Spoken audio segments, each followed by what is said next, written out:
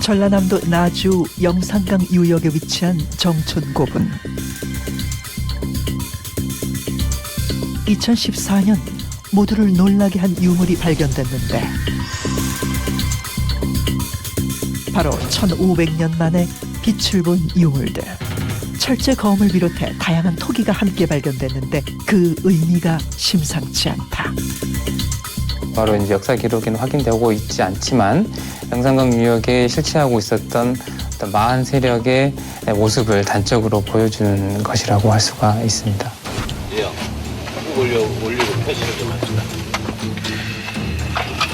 안 보이네. 바로 앞밖에 안 보인다. 아, 진짜 상태가 좋았어. 다행이다. 응? 상태가 좋아요. 그런데 현장에서 모두를 긴장시켰던 유물은 따로 있었다. 어둠 속에서 발견된 유물은 바로 백제 금동 신발 한 쌍. 금동 신발을 만들었다고 하기에는 너무나 완벽한 상태였고요.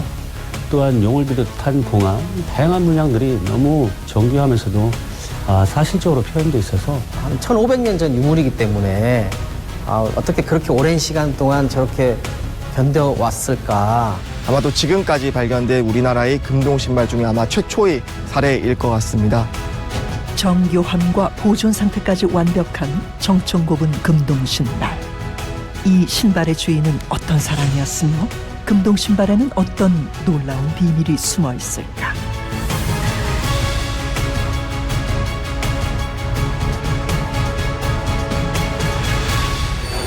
(1996년) 처음 발견된 정촌고분.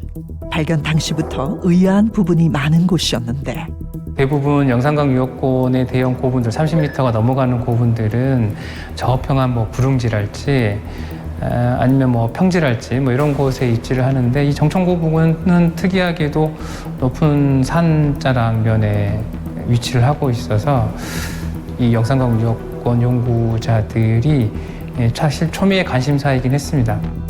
영산강 일대에는 보감리 고분군, 영동리 고분군 등 대형 고분이 축조된 상황.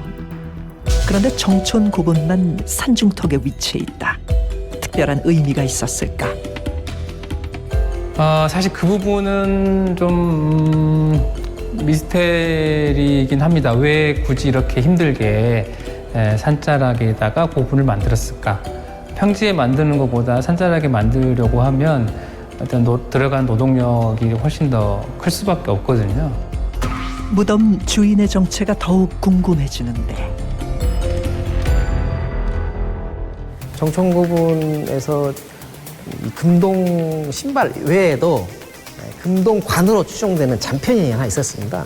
유물이 상당량 출토가 됐기 때문에 아무래도 일반인의 무덤보다는 그런 유물의 규모라든가 수량을 따져보면은 상당히 이제 이 지역의 유력자일 가능성이 상당히 높다라고 이렇게 평가를 하고 있는 것이죠. 네. 당시 영산강 유역의 유력자로 추정되는 상황. 혹시 완벽한 상태로 발견된 금동 신발에는 이 미스터리를 풀 수 있는 실마리가 담겨 있지 않을까? 우선 가장 눈에 띄는 부분은 이 용머리 부분. 용은 일반적으로 그 최고 권력자를 상징하지만 과거 중국 얘기하면 그 봉황, 그 다음에 거북 등과 함께 신성스러운 동물로 이렇게 표현이 되어 있습니다. 금동 신발에 용을 표현했다는 것은 아마도 백제인들이 이 망자가 좀 더 편한 세계로 가기 위한 그런 바람에서 이러한 용 문양을 조각한 게 아닌가 이렇게 지금 볼 수 있겠습니다. 여러 유물들에서 확인된 백제인들의 용 사랑. 혹시 다른 신발에도 쉽게 찾아볼 수 있는 걸까? 백제 권역에서 출토됐다고 전해지는 22개의 금동 신발이 있는데요. 그 22개의 금동 신발 중에서 정촌고분 신발에 유일하게만 그 용머리 장식이 남아 있거든요. 다른 유물에선 찾아볼 수 없는 용머리. 이 밖에도 놀라운 것은 이 금동 신발에서 다른 나라의 흔적도 찾아볼 수 있다는데 머리가 2개에 달린 한문으로 하면은 일신양두라고 이제 표현이 되는데 그 문양이 있는데 그것도 이제 정촌고분에서 출토된 금동 신발에만 있는 문양인데 거의 형태가 동일한 그 문양이 고구려 고분벽화에서 확인이 됐습니다. 이뿐이 아니라 당시 글로벌 트렌드를 따른 흔적까지 보인다. 육강문은 이제 처음 이제 이란을 중심으로 한 서아시아에서 기원을 해서 이제 동서 문화의 교류의 장이라고 할 수 있는 실크로드를 거쳐서 중국으로 들어와 가지고 중국에서 이제 우리나라에 영향을 미쳤다라고 그렇게 이제 이해가 되고 있습니다. 백제의 활발한 문화 교류의 흔적까지 확인할 수 있는 정총고분 금동 신발. 당시의 금속 세공 수준까지 엿볼 수 있다.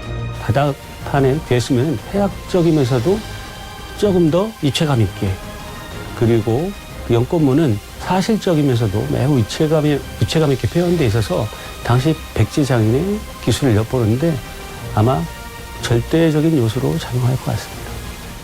정총고분 금동 신발이 왼쪽 신발 좌우 측면, 오른쪽 신발 좌우 측면 문양이 다 다릅니다. 그래서 유일하게 쓰인 용머리 장식부터 해외 트렌드를 반영한 패턴, 그리고 최신 기술로 좌우측까지 따로 만들었을 정도로 공을 들인 정총고분 금동 신발.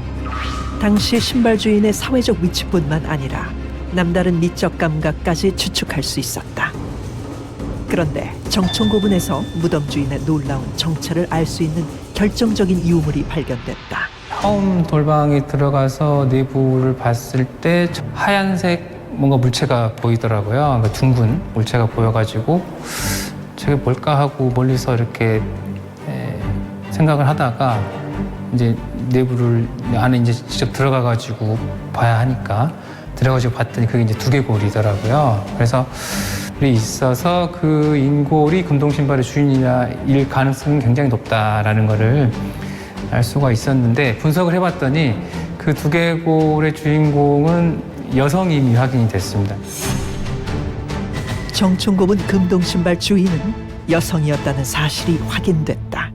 여성이라고 판정한 이유 배경에는 머리뼈하고 아래턱뼈의 어떤 계측치 실측을 했는데 아래턱뼈 같은 경우에는 체질 인류학에서 그 계측치를 그 공식에 대입하게 됐을 때 여성이라고 나왔고, 40대 후반 정도 나이고 키는 150이 조금 안 되는 정도, 언저리 정도여서 나이는 40대 후반, 키는 150cm 정도로 추정되는 정총고분 금동신발의 주인공이 여성이라는 사실은 그 의미가 남다를 수밖에 없는데, 우리가 일반적으로 큰 무덤의 주인공들이 뭔가 권력을 가진 남성이라고 하는 어떤 편견을 가지고 있었다라고 한다면은 그런 편견을 어떻게 보면 깨준 무덤이 이제 정천고분이다라고 이야기를 드릴 수 있습니다. 그리고 동식이 일본 그리고 가야권하고도 교류를 할 수 있었던 그 중요한 인물이 여성이었다라고 하는 부분이 굉장히 의미가 있다고 생각을 했습니다. 어떤 계층 이런 부분들이 여성의 지위가 생각보다 굉장히 높았다라는 정도, 그 정도를 알 수 있는 상태였습니다. 네. 신발에 새겨진 용무늬처럼 용이 되어 우리 곁에 중요한 사실을 남기고 간 정총고분 금동신발의 주인공. 5, 6세기 백제의 중앙세력과 지방세력 간의 관계뿐만 아니라 당시의 사회상까지 남기고 간 그녀에 대해 새로운 사실이 밝혀지길 기대해본다.